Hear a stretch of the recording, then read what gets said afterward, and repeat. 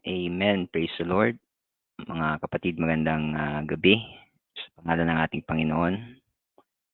At tayo po ay dako sa ating Bible study sa gabing ito. Kauwi lang po kaya medyo na late na yung ating simula. Amen. At siguro ang iba ay tulog na, pero it's okay. Mapanood na lang sa replay. Amen. So, good evening sa mga nariyan na, sa mga manonood din ng replay. Magandang araw po sa inyo sa pangalan ng ating Panginoong Jesucristo. So, tayo po ay magpasimula sa ating Bible study ngayong gabi. Tutuloy lang po natin yung ating pag-aaral. At hindi naman masyadong mahaba yung topic natin ngayong gabi. Amen. So, good evening sa mga kapatiran na nariyan. At welcome to our Wednesday midweek Bible study. At nawa ay nasa mabuting kalagayan po kayo as we study the Word of God, mga kapatid. Amen. So, tayo po ay magpasimula na sa di pagtatagal. Tayo po ay manalangin sa Panginoon sa pagsisimula ng ating Bible study. So, let's pray. Dakila ka, O Diyos, purihin ka, sambahin ang iyong pangalan. Tunay na karapat-dapat ka, Panginoon, sa lahat ng papuri, pagsamba, pasasalamat. Napakabuti mo sa aming buhay. Napakadakila mo, Panginoon, sa aming buhay. Wala kang katulad, Panginoon. Salamat sa iyong biyaya, sa iyong habag at pagpapala na palagi pong nariyan para sa amin. Salamat, Panginoon, sa iyong habag at biyaya. Kung wala, Panginoon, ang biyaya mo, ang habag mo, ay matagal na kaming napuksa.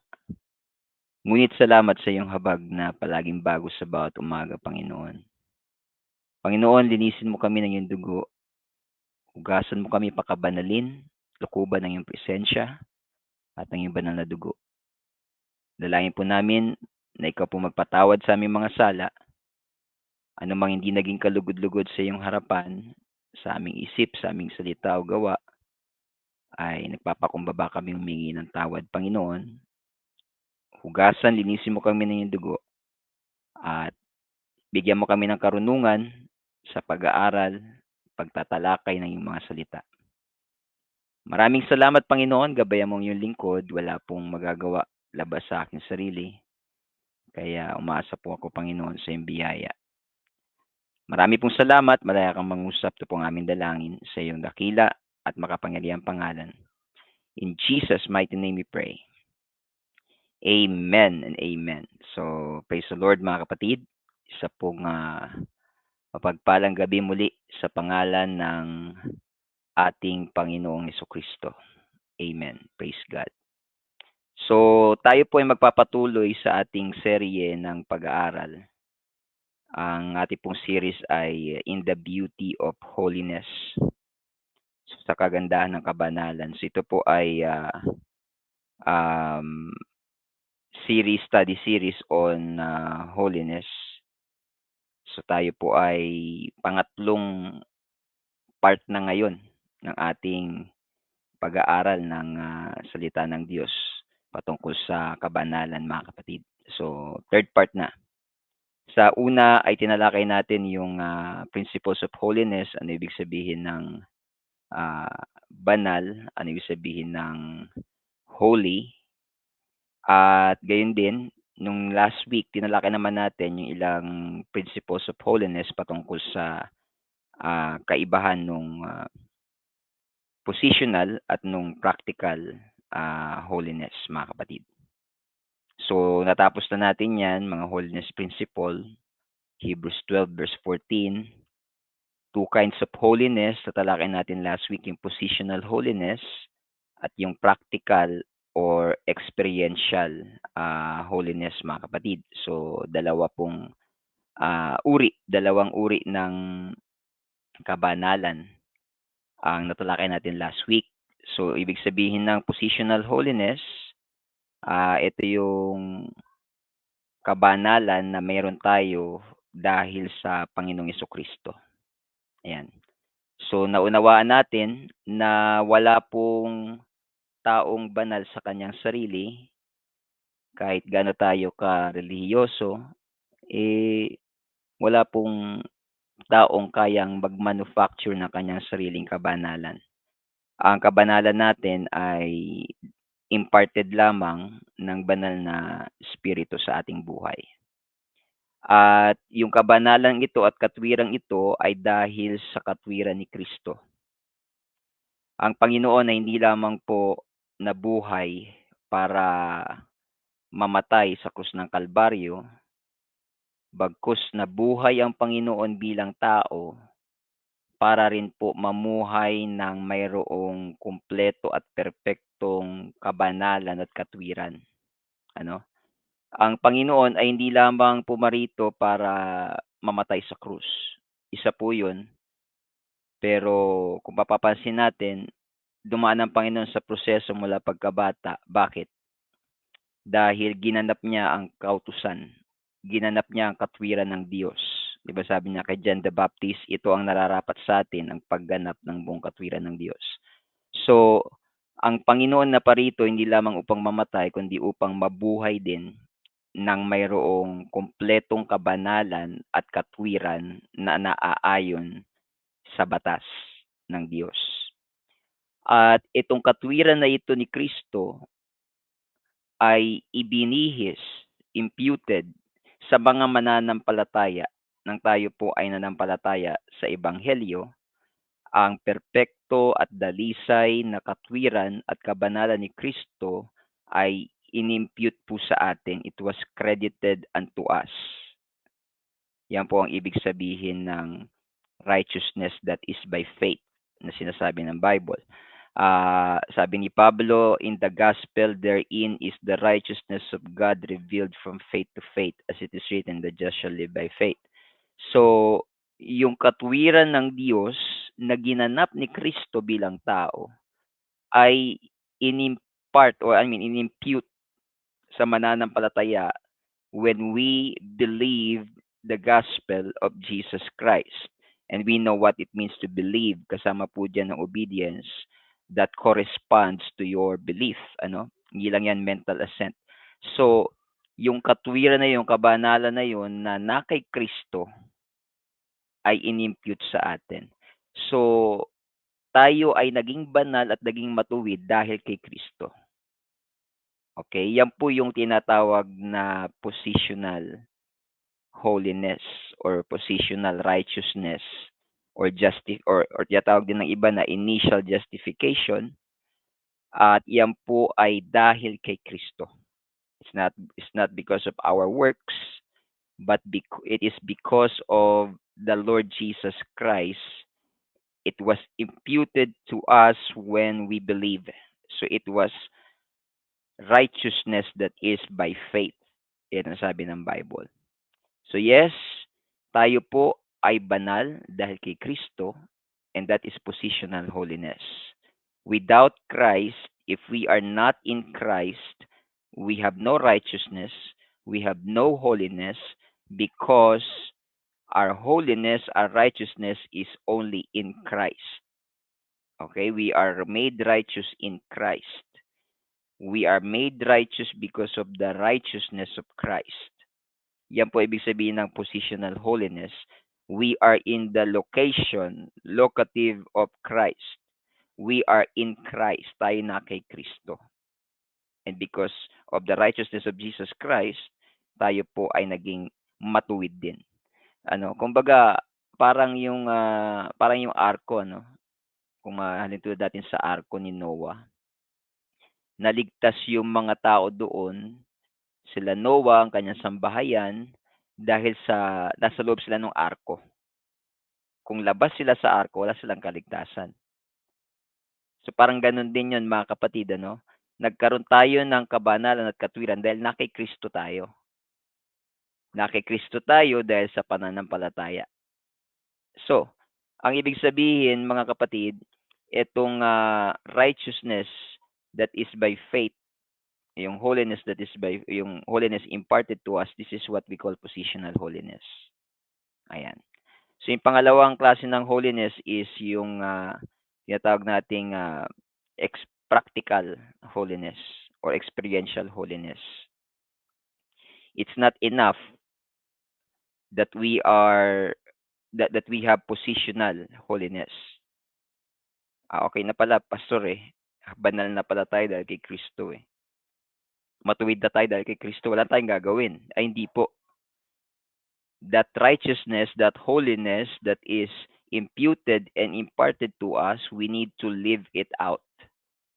So dito yung practical holiness or yung experiential holiness. Hindi po sapat yung positional holiness kasi we are still living.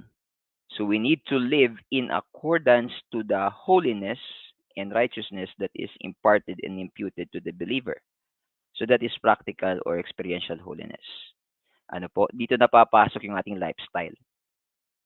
So holiness is both positional. We are holy because of Christ. He is the first fruit. If the first fruit is holy, then the whole lump becomes holy, sabi ng Bible. Okay, yun yung positional holiness. But we also need to live according to the righteousness and holiness that was imparted and imputed to us. That is experiential or practical holiness, mga kapatid. So we need both. Kailangan natin ng pareho, positional and experiential holiness. Without positional holiness, we cannot have practical holiness that is pleasing to God. We can try. Religion has been trying to make man holy by himself, pero hindi po ito nagtatagumpay. So you need to be in Christ. You need to receive the Holy Spirit, and that power, the Holy Spirit that is in you, yun po ang magpapabigay sa atin ng kapangyarihan na magpakabanal. It is God which worked it in you both to will and to do of His good pleasure. Philippians chapter 2, verse 13 and 14. Ang sabi dun sa 13, work out your own salvation with fear and trembling. So we need to work out. Pero sabi ng next verse, for it is God that worketh in you both to will and to do of His good pleasure. We work out, God works in. So yung work in, yun po yung positional holiness. Yung workout, yun yung experiential or practical holiness.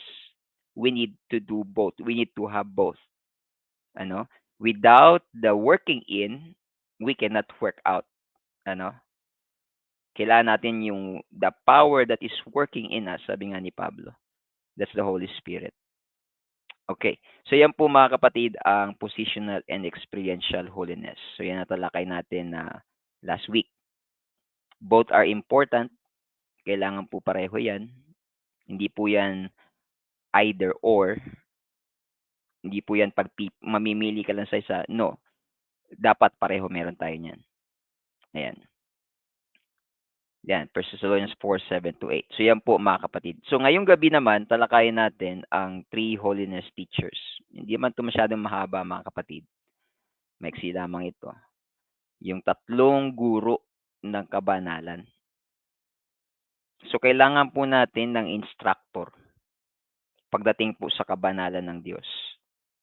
Kailangan natin na mag-guide sa atin para matutunan natin ang kabanalan, ang paraan ng Diyos. We need to learn the ways of God. At kailangan natin mga kapatid ng tagapagturo. Kung naniniwala kayo dyan, can you say amen? Hindi pwedeng wala tayong teacher. Walang nagtuturo sa atin. Lalo patungkol sa kabanalan. So ngayong gabi, talakayin na natin, mabilis lang ito mga kapatid, yung 3 mga guro natin pagdating sa kabanalan. Okay? 3 holiness teachers. So number 1, our first teacher of holiness ay walang iba mga kapatid kundi ang banal na spirito, the Holy Spirit. So, ang first teacher of holiness is the Holy Spirit. Sabi ng 1 John chapter 1 verse 27, but the anointing or the unction, the Holy Spirit, when the Bible speaks about the anointing, in the Old Testament, it speaks about the oil na binubuhos sa ulo ng hari, ng saserdote at ng propeta to inaugurate them in their service. But in the New Testament, the anointing is, um, ito po ay equivalent to the Holy Spirit. Ano po? So yung anointing dyan, yung Holy Spirit ang tinutukoy. The anointing which you have received of Him abideth in you, and you need not that any man teach you, but as the same anointing teacheth you of all things, and is truth and is no lie, and even it hath taught you, ye shall abide in Him. So meron daw pong pagpupunas, may unction, may anointing na tinanggap tayo na nananahan sa atin. So yung anointing kailangan manahan sa atin. It abides in us. Ano po mga kapatid? So, yung anointing ng Panginoon, nariyan yan nang tumanggap tayo ng banal na spirito. Yan po ang nagtutulong sa atin na gawin ang kalooban ng Diyos. Yung mabibigat ay gumagaang kapag nariyan po ang anointing ng banal na spirito. On our own, mga kapatid, we can struggle and struggle, mga kapatid, but to no avail. But with the anointing of the Holy Spirit, the anointing of God in our lives, ay yung mga mabibigat ay pinapagaan po ng anointing ng banal na spirito. So, ang sabi dyan mga kapatid ni John, the anointing which you have received of Him abideth in you. And you need not that any man teach you.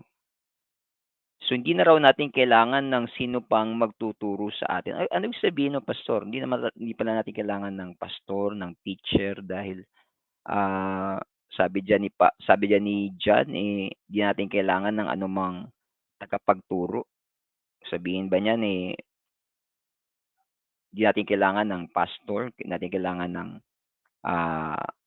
teacher. Hindi po yun ang ibig sabihin diyan ni John, mga kapatid, dahil pag binasa natin yung context, sa John 1 John chapter 2, ang tinutukoy diyan ni John, mga kapatid, ay patungkol sa Antichrist. Nabanggit diyan yung Antichrist sa verse 22, he that denieth the Father and the Son.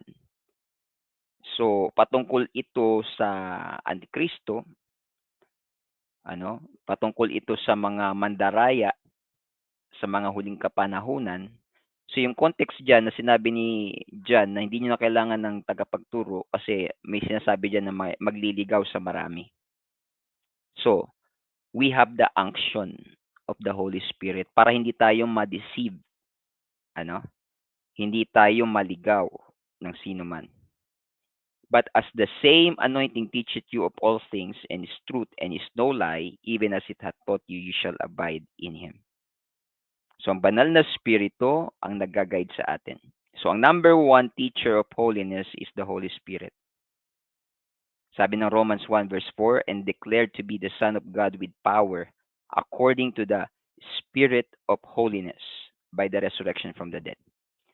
So, ang banal na spirito, tinawag din dito ni Pablo na Spirit of holiness. Spirito ng kabanalan. So, ang first teacher ng holiness is the Holy Spirit. So, if you don't have the Holy Spirit yet, hindi ka pa nabautismuhan sa Espiritu Santo, kapatid, kailangan po natin ito para po tayo ay maturuan ng banal na spirito kung paano maging banal. Hindi po yan all the time na automatic na tumanggap ka ng banal na spirito, banal ka na. Meron pa ring tukso, meron pa ring mga struggle.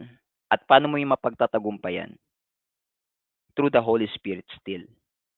Makinig tayo sa leading ng banal na spirito. Mga kapatid, ang Panginoon ay nangungusap sa atin. Nagsasalita siya. Sa pamamagitan ng banal na spirito sa ating buhay. Alam mo, ang tawag diyan ng Bible small still voice. o kaya yung conviction na tinatawag, that's the Holy Spirit speaking to you. Di ba? Yan po ang unang holiness teacher natin, ang Holy Spirit. Meron bang isang bagay sa buhay mo na nagtanong ka sa iyong sarili, gagawin ko ba to o hindi? Okay lang kaya gawin to? At kadalasan, sa ating mga mananampalataya na tumanggap na ng banal na spirito, may conviction na sa iyo, may conviction na sa atin ang Holy Spirit. Di ba? Tama? May conviction na sa atin eh.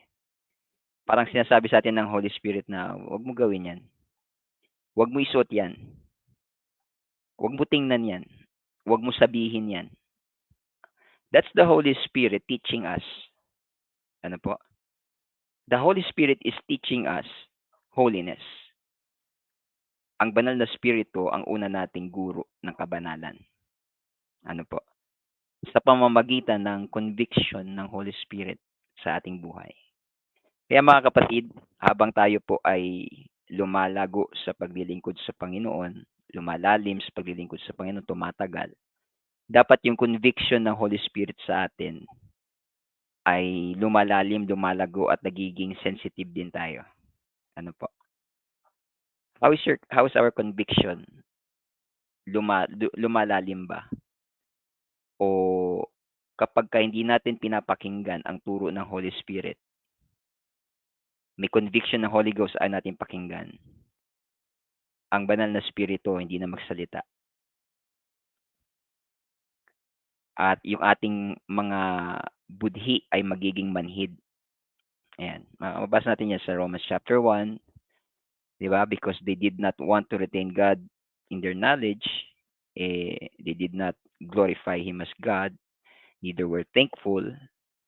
Ano nangyari sa Romans chapter 1?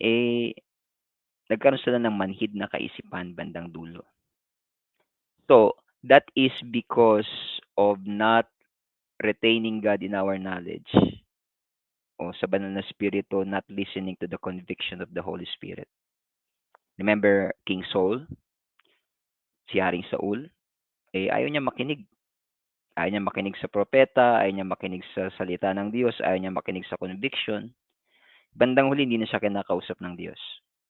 Diba? Sabi ng Bible, sabi ni Saul, the Lord is not speaking to me, neither by dreams, nor vision, neither by the prophets or the Tumim. Hindi na ako kinakausap ng Diyos. Bakit? Nung kinausap ka niya, hindi ka naman nakikinig. Hindi tayo nakikinig. O, di ba? Ganun din naman tayo, di ba? Pagka may kausap ka, hindi ka pinapakinggan. May pinapayo ka, hindi naman sinusunod. Ba't ka pa magsasalita? Di ba? Minsan may mga kaibigan tayo, hingi ng payo. Hindi naman gagawin. Ano mararamdaman mo? Di ba? Hindi ka na lang magpapayo. Huwag ka na lang manghingi ng payo sa akin dahil hindi mo naman sinusunod eh. Di ba? Ganun yun eh. Ganun din ang banal na spirito, mga kapatid. Mapapansin natin, kapag di natin pinapansin ang conviction ng Holy Spirit, pahina ng pahina yung conviction ng Holy Ghost sa atin. Parang nawawala na yung conviction. So, ang una nating teacher ng kabanalan, mga kapatid, is the Holy Spirit. Ayan. Kailangan natin ng banal na spirito. The Spirit of Holiness, sabi ng Bible. At, kagaya ng lahat ng teacher, makinig tayo sa ating teacher. Okay? Ang Holy Spirit. Nakikinig ba tayo sa Holy Spirit, mga kapatid? May sinabi ang Bible na communion of the Holy Ghost. May the communion of the Holy Ghost be upon you all. Sabi ni Pablo sa mga taga-Korinto. Nakikipag-usap ba tayo sa banal na spirito? Nakikinig ba tayo sa banal na spirito? Makinig tayo dahil ang banal na spirito po ay Spirit of Holiness at siya po ang ating unang teacher ng kabanalan. Banal na spirito. Di ba sabi ng Bible sa Ephesians chapter 4, wag nating pighatiin ang banal na spirito. Ayan. Dahil ang banal na spirito napipighati kapag hindi natin pinapakinggan. So, ang una po nating teacher of holiness is the Holy Spirit. Ayan, salamat sa Panginoon. Ang pangalawa nating teacher ng kabanalan ay walang iba, mga kapatid, kundi ang Scripture, ang Bible. All Scripture is given by inspiration of God and is profitable for doctrine, for reproof, for correction, for instruction in righteousness. So, ang banal na kasulatan, ito po ay inspired by God at ito po ay mapapakinabangan sa pagtuturo, pagsaway, pagsansala sa ikatututo sa katwiran. So, ang pangalawang teacher ng holiness is the Bible, the Scripture. Sa Bible po natin makikita, sa Scripture natin makikita ang mga principles of holiness. Ano po? May mga principles of holiness sa Bible na dapat nating sundan. Now, gusto nating linawin, not all application of practical holiness can be found in the Bible, word for word, but the principle is there. Okay, ulitin ko po. Hindi po lahat ng application ng practical holiness sa buhay ng mananampalataya ay makikita natin sa Bible na word for word. Pero yung principle ay nandoon. Okay? Dahil po pwedeng magtanong ang iba, Pastor, saan ba basahin sa Bible? Basahin mo sa Bible word for word na bawal lang ganito. Sige nga, Pastor, basahin mo nga saan sa Bible word for word sasabihin na bawal ang ganito. Well, hindi po lahat ng application ng practical holiness, word for word, ay mababasa natin sa Bible na bawal ganito, wag mong gawin to. Pero kung hindi man yun mababasa doon, pero kung may principle naman na tumatalakay sa topic na yun, yun po ang nag-a-apply doon. Halimbawa, sa pananamit, ang principle sa Bible is modesty. Ano? Modesty, modest apparel. Makita natin yan sa Bible. So, pagdating sa pananamit, lalaki man o babae, ang principle is modesty. Okay? Kaya, kahit sabihin natin, ba't Pastor, sa mababa sa Bible na word for word, bawal ganito magsuot ng ganyan. O, wala man yung word for word, pero yung principle of modesty nasa Bible. Ang tanong, ito bang damit na ito ay modest apparel na matuturing? Okay? Yun na ang magiging application ng principle. But the principle is there. Pastor, sa mababa sa Bible na bawal ganito, bawal manigarilyo, bawal mag-inom ng alak, o kaya bawal magbisyo. Meron ba sa Bible? Basahin mo nga word for word. Well, wala kang mababasa sa Bible niyan na word for word, pero ang principle sa Bible ay ingatan mo yung katawan. Pag giniba mo ang templo ng Diyos, gigibayin ka ng Diyos. O wag kang magpakalasing sa alak, kundi magpakalasing ka sa banal na spirito. Be full of the Spirit. Ibig sabihin dun, mga kapatid, pati yung ibang substances na parang nagko-control sa iyong personality, hindi lang alak, kasama diyan ang drugs, ano? Na pwedeng mag-control sa iyong personality na para kang na-take over yung personality mo, kagaya ng alak, ganun din, ano? Drugs and all other vices. So, kasama yun sa application. Nandun yung principle. Wala man yung word for word, pero nandun yung principle. Ano po, mga kapatid? So, yun po ang ating makikita diyan. Ang pangalawa nating teacher ng holiness is the Bible, the Scripture. Basahin natin ang Bible, alamin natin ang mga principles of holiness na makikita sa Bible sa anumang aspeto ng pamumuhay. Kasi habang lumalago ang kaalaman ng tao, teknolohiya, nagkakaroon ng maraming aspect at facets ang ating buhay bilang tao. So yung halimbawa, social media and internet, wala pa naman yan ng panahon na naisulat ang Bible. So ibig ba sabihin, wala pong principle, wala pong holiness principle na nag-a-apply sa use of internet and social media? Kasi hindi naman mababasa sa Bible yan, Pastor. Saan ba mababasa sa Bible word for word na kailangan ganito natin gamitin ang internet? Wala naman tayong mababasa sa Bible dahil wala pa namang internet nung panahon nila eh. Di ba, iba kasi pilosopo, iba hanapan ka ng word for word eh. So, hindi po word for word, mga kapatid. Pagdating sa mga ganyan, hindi po word for word ang hinahanap natin kasi alam natin marami ng aspeto at application nito sa ating buhay. Ang hinahanap natin yung principle. O pagdating sa internet, pagdating sa entertainment, internet, social media, anong principle ang nag-apply dyan? Kung sabi ni Pablo, all things are lawful, but not all things are expedient. I will not let anything to have power over me. So yun ang principle doon. Sabi ni Pablo, lahat ay pwedeng payagan, lahat okay naman, pero hindi lahat ay kapaki-pakinabang. At hindi ako papayag na anumang bagay magkaroon ng kapangyarihan sa akin. So pag nakokontrol na tayo, social media, hindi naman masama yan eh.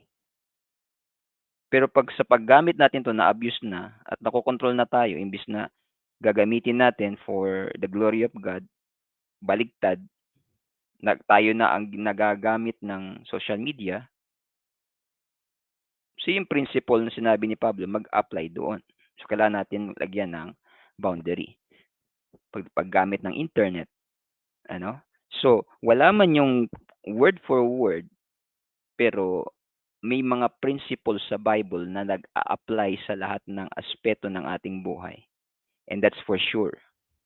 Lahat po ng aspeto ng buhay natin, meron pong biblical principle na nakasaklaw dyan. Pagdating sa finances, pagdating sa marriage, pagdating sa family life, pagdating sa love life, pagdating sa ministry, lahat po ng aspeto ng ating buhay, meron pong biblical principle na sumasaklaw. So, ang ating pangalawang teacher ng holiness is the Bible. So again, yung una nating teacher, so ang topic natin ay the three holiness teachers. So ang unang holiness teacher natin is the Holy Spirit. Ang pangalawa is the Bible or the Scripture. Last. Number 3, ang pangatlong guro ng kabanalan ay ang mga spirit-filled pastors and teachers. Ephesians 4:11-12, He gave some apostles, some prophets, some evangelists, some pastors and teachers for the perfecting of the saints, for the work of the ministry, for the edifying of the body of Christ. Amen. So ang Panginoon, ang Diyos ay nagbigay sa atin ng ilang mga apostol, ng ilang mga propeta, ilang mga ebanghelista, mga pastor at mga guro, para sa work of the perfecting of the saints, para tayo ay immature. Bakit? For the work of the ministry. Bakit? For the edifying of the body of Christ. Yan po ang purpose ng fivefold ministry. So, ang pangatlong holiness teacher natin ay ang mga pastors, mga teachers, na they are also spirit-filled. They are anointed, they have the Holy Spirit, and they apply. The teacher, the pastor must apply the holiness principle in his life for him or her to be an effective teacher of holiness. Kailangan to ina-apply sa buhay, mga kapatid. So yan po ang pangatlo nating guro. Meron kang pastor. Meron kang teacher. May pastor tayo, may local church tayo. Kapatid, kapag may mga bagay sa buhay natin, lalo pagdating sa aspeto ng kabanalan, na hindi ka sigurado. Yes, you have the Holy Spirit. Yes, we have the Bible. Pero minsan may mga aspeto ng application ng holiness na hindi ka ganun kasigurado. Then, ask your pastor. Tanungin natin ang ating pastor. Pastor, ano bang stand natin dito? Ano bang ano ba ang tamang pananaw dito? Oh, pastor, pagdating ba sa mga awit na makasanlibutan, eh, ano ba ang ano natin diyan? Anong stand tanungin natin yung pastor natin. Tanungin natin ang ating pastor. O dahil ibinigay ng Diyos sa atin ng ating mga pastor para po tayo ay gabayan, turuan. Kilala tayo ng Panginoon unang-una at kilala rin tayo ng ating pastor. Alam ng pastor natin kung anong struggle natin. Ano, sabi nga ng ilang mga ngaral, yung mga paborito nating mga internet pastors, YouTube pastors, and YouTube prophets, hindi ka niya kilala. Hindi niya alam ang struggle mo, hindi niya alam kung saan ka nakatira, hindi niya alam ang pamilya mo, pero yung pastor natin, kilala tayo, pinagpipray tayo palagi. Kaya kung may struggle, kung may tanong, pagdating sa doctrine, o pagdating sa application ng holiness, magtanong tayo sa ating pastor. Okay? Ang mga pastor natin nandiyan naman para sumagot palagi. Pagka may problema, may struggle, may medyo hindi malinaw, tanungin ng pastor. Okay? So yan po mga kapatid ang ating pangatlong holiness teacher. Okay? So, alam ko minsan lahat tayo dumadaan sa ganyan. Ano? May tanong ka ba patungkol sa kabanalan? Bago ka magtanong sa ibang pastor, magtanong ka sa pastor mo. Bago ka magtanong sa sa Facebook personality, sa YouTube personality, magtanong ka sa pastor mo. Magpasakop tayo sa ating mga sarili-sariling local pastor. O, tanungin natin. Makipag-usap tayo. Kung di malinaw, ano? Huwag yung sa iba tayo nagtatanong. Magtanong tayo sa pastor natin. Okay? At ito po ang magandang principle pagdating dyan. Pagdating sa kabanalan, ito magandang principle. Take the maximum of your pastor's teachings plus your personal convictions. Yan. Hello mga kapatid. Ayan, magandang gabi, Pastor G. Ayan, Pastor G, good evening. Thank you for watching. Kasama natin pastor, kaklase natin yan. Ngayon ay nagpapastor na rin. Nasa Bulacan. Okay. Thank you, Pastor G. Good evening. Ayan, Sister Evelyn, si Auntie Julie, nakikinig. Ayan, nanonood. Magandang gabi po, Auntie Julie. Pastor Mario Yap, thank you for watching. So, ito po magandang principle mga kapatid. Ano? Ayan, Sister Marites, Sister Evelyn, good evening po. Ito magandang principle. The maximum of your pastor's teachings plus your personal conviction. Pagdating sa usapan ng kabanalan mga kapatid at application ng holiness, magandang principle, kunin mo yung turo ng pastor mo. Tapos, kung meron kang ibang personal conviction, idagdag mo. Huwag pabawas huwag pabawas. Iba kasi ganito Ay, kung ano yung conviction ko, yun ang gagawin ko. Paano kung mali yung pagkaunawa mo? Mas maganda mga kapatid na, kumbaga, nandun tayo sa safe side. Ano? Kung ano yung turo ng pastor mo, tapos kung may karagdagan ka pang personal conviction, gawin mo. Okay? Hindi yung, ay, kay pastor yun, sa akin, ito conviction ko Hindi po maganda yun, mga kapatid, ano? Hindi maganda yun. Kung less, lalo kung less, ano? Kung yung conviction mo mas mataas, that's okay. Ano? Basta sa sarili mo yun. Okay? Tandaan natin ganito, mga kapatid, ano? Pagdating sa conviction, may mga tatawag na personal conviction. Kung yung conviction mo mas mataas kaysa sa conviction or turo ng yung pastor, i-apply mo yung conviction mo, pero sa sarili mo lang yan. Okay? Huwag mong tulig sa inyong pastor mo. o kaya wag mo 'tong gawing doktrina. Halimbawa, para sa'yo for health reason ayaw mo kumain ng baboy, okay? Ayaw mo kumain ng karne, ayaw mo kumain ng baboy, eh, di gawin mo 'yun, conviction mo 'yun, eh. Pero wag mo 'yang gawing doktrina sa church. Lalong-lalo wag mong tutuligsayin yung pastor mo na, "Si pastor ganito, eh." Tapos sasabihan mo yung mga kapatiran na, ito yung tama, mali si pastor." Mali po 'yun mga kapatid. Kung may sarili kang conviction patungkol do'n na hindi naman sinabi ng Bible na doktrina 'yan, eh, gawin mo yung conviction mo, pero sa sarili mo lang 'yun, okay?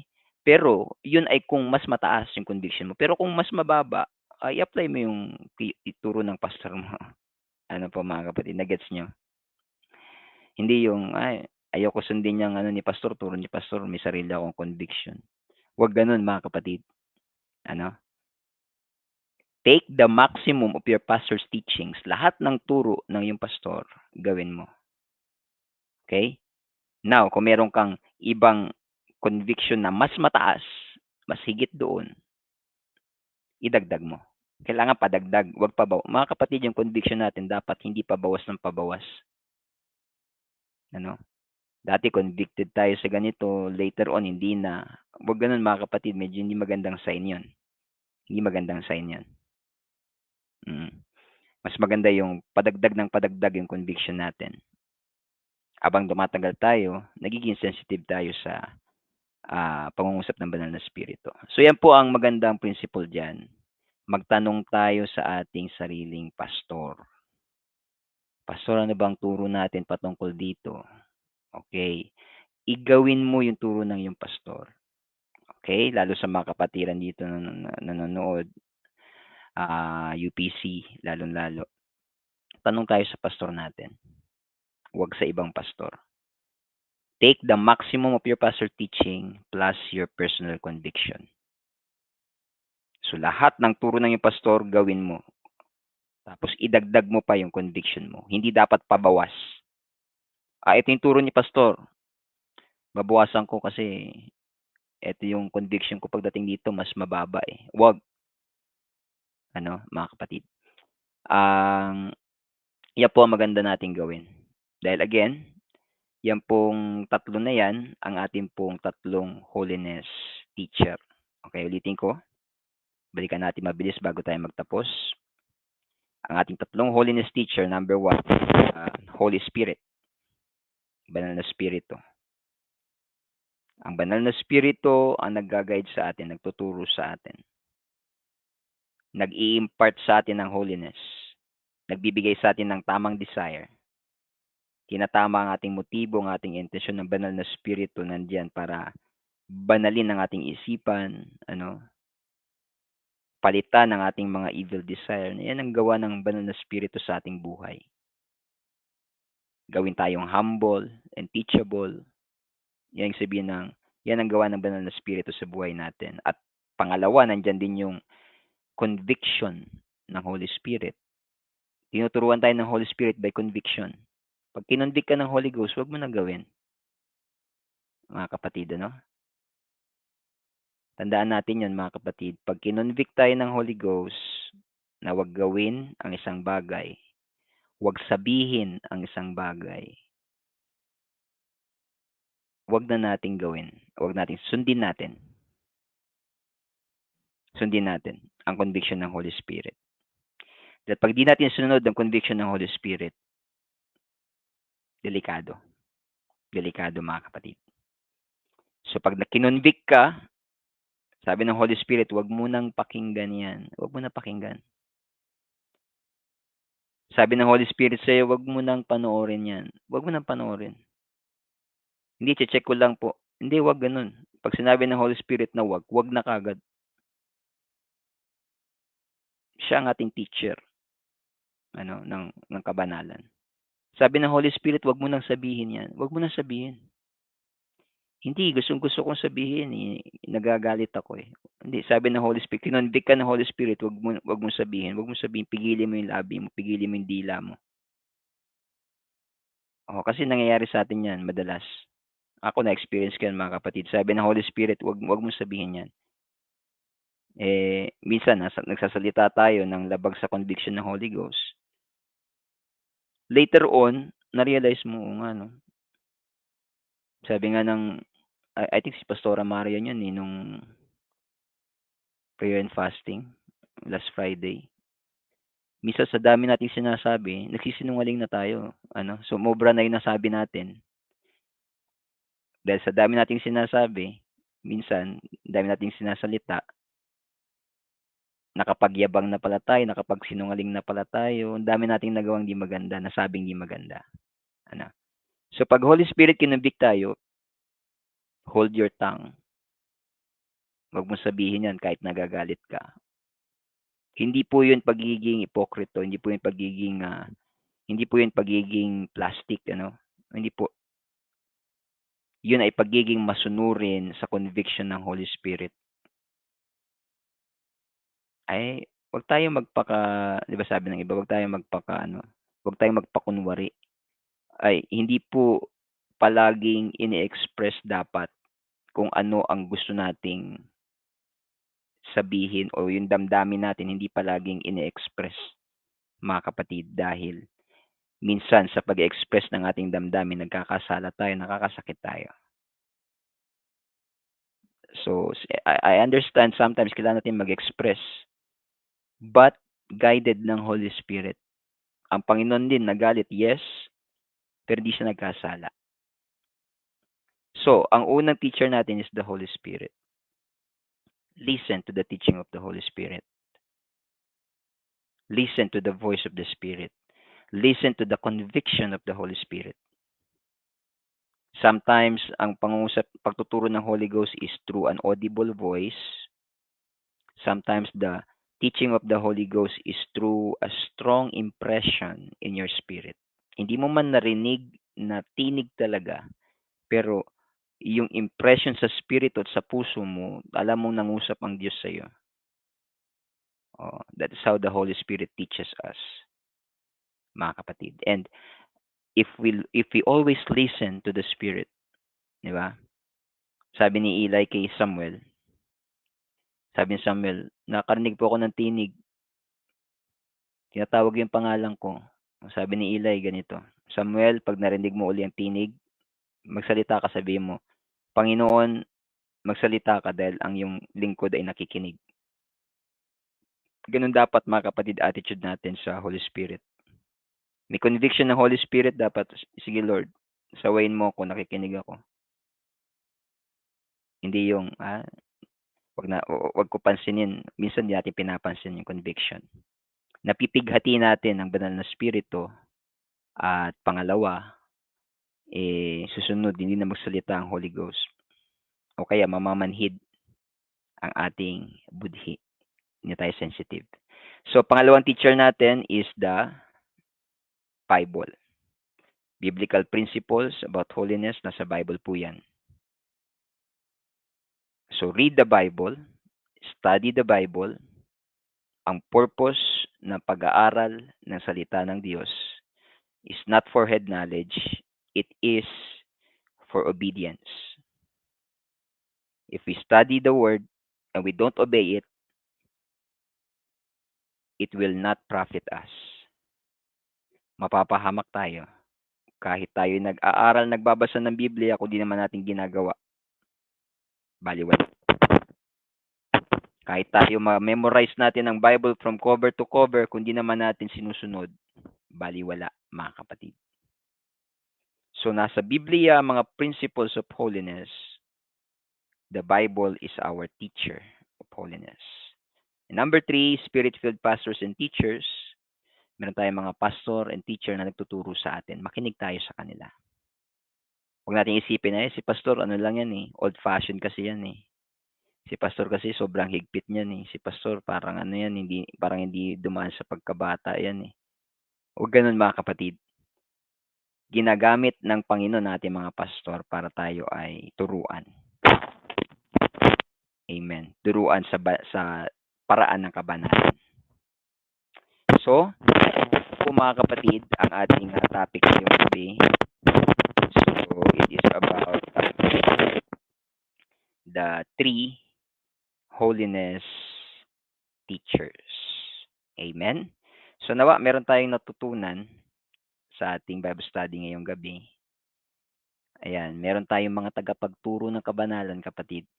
Di ba? Napakabuti ng Diyos.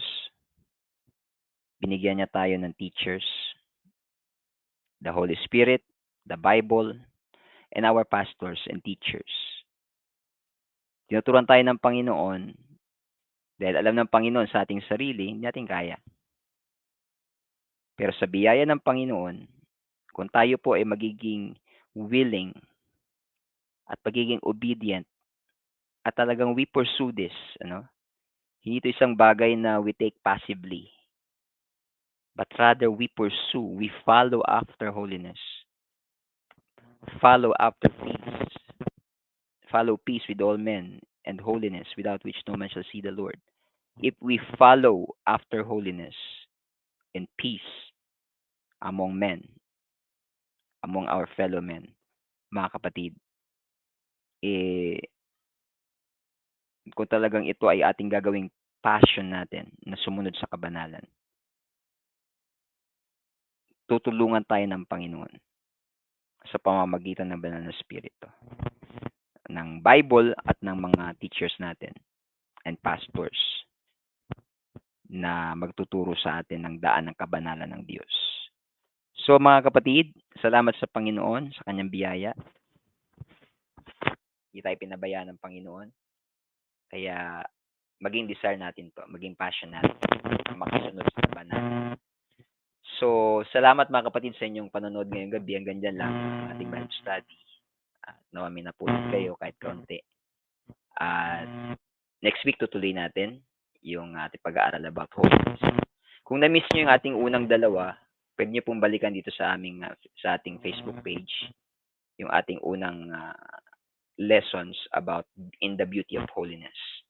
At by the grace of God, Lord willing, ay ito po ay ating gagawin na every week tayo po ay makapagturo patungkol sa topic na ito. Kung meron kayong tanong, meron kayong prayer request, pwede nyo rin po i-send dito po sa aming Facebook page, UPC Malabon Upper Room Tabernacle. Amen. Kung may mga nanonood, nakikinig, o may kapitbahay, o may kamag-anak, kayo na malapit po dito, ang church po natin dito sa Longos ay nasa tapat ng Imelda Senior High School, Block 18, Lot 17, Hasa-Hasa Street, Barangay Longos, Malabon City. So, kung alam niyo yung Imelda Senior High School, sa tapat lang po ng Imelda Senior High School ang ating church sa lugar na ito. So, kung meron kayong kakilala o kamag-anak na malapit po dito, o maaaring kayo mismo na naghahanap ng church, ay welcome po kayo sa ating church dito po sa Malabon. So, salamat mga kapatid. Manalangin tayo sa ating pagtatapos. Let's pray.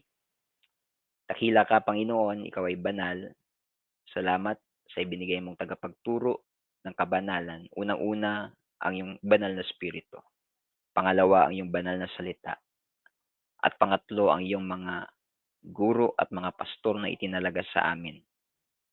Panginoon, gawin mo kaming teachable. Gawin mo kaming mapagmahal sa iyong kabanalan, sa katotohanan.